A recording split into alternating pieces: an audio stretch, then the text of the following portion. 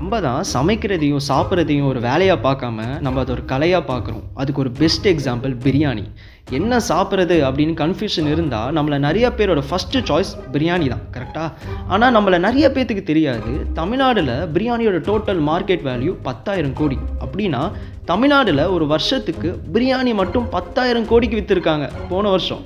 இந்த 10,000 கோடியில் 2,500 கோடி பெரிய பெரிய ஹோட்டல்ஸ் விற்றுருக்கு. மிச்சம் இருக்க 7,500 கோடி உங்கள் தெருவில் இருக்க சின்ன சின்ன தள்ளுவண்டி கடைங்க விற்றுருக்காங்க. சென்னை தான் இந்தியாவோட largest biryani market. In fact India ஃபுல்லாக நடக்கிற பிரியாணி பிஸ்னஸில் பாதி சென்னையில் தான் நடக்குது. தமிழ்நாட்டில் இருக்க இம்பார்ட்டண்ட்டான பிரியாணி பிளேயர்ஸ் யாருன்னா அது உங்களுக்கே தெரியும். But Dindigul Thalappakatti, junior Kuppanna, Bukhari, Anjappar, Salem RR biryani, Ponnusamy, அப்புறம் எஸ்எஸ் ஹைதராபாத் பிரியாணி. இது இல்லாமல் இப்போ நிறைய ஸ்மால் ஹோட்டல்ஸும் வந்துகிட்டு இருக்கு. தமிழ்நாட்டில் இருக்க இம்பார்ட்டண்ட்டான பிரியாணி ரீஜன்ஸ் கோயம்புத்தூர் பெல்ட், ஆம்பூர், அப்புறம் திண்டுக்கல்.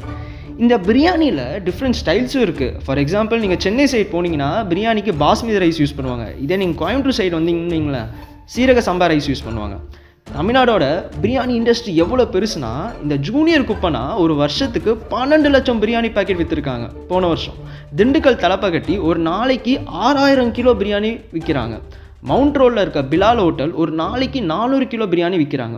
ஒரு ரீசன்ட் ரிசர்ச் என்ன சொல்லுதுன்னா, மோஸ்ட் ஆஃப் த தமிழக மக்கள் மட்டன் பிரியாணியை தான் ப்ரிஃபர் பண்ணுறாங்க. ஆனால் மட்டன் பிரியாணி காஸ்ட் அதிகமாக இருக்கனால தான் சிக்கன் பிரியாணி அதிகமாக சேல்ஸ் ஆகுதான்.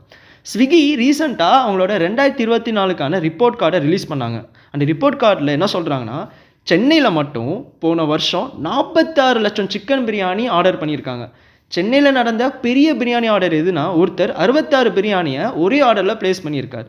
இந்த பிரியாணி டிமாண்ட்னால நிறைய பிரியாணி மசாலா ஸ்டார்ட் அப் கம்பெனிஸும் வந்துக்கிட்டு இருக்கு. அதில் ஒரு பெஸ்ட் எக்ஸாம்பிள் சென்னையை மையமாக வச்சுருக்க குக்டி அப்படின்னு ஒரு கம்பெனி. இந்த கம்பெனி ஒரு மாதத்துக்கு 30,000 பிரியாணி மசாலா கிட்ஸை விற்றுருக்காங்க. இதை வச்சு ஒரு மாதத்துக்கு 1 லட்சம் பேருக்கு பிரியாணி சமைக்கலாம்.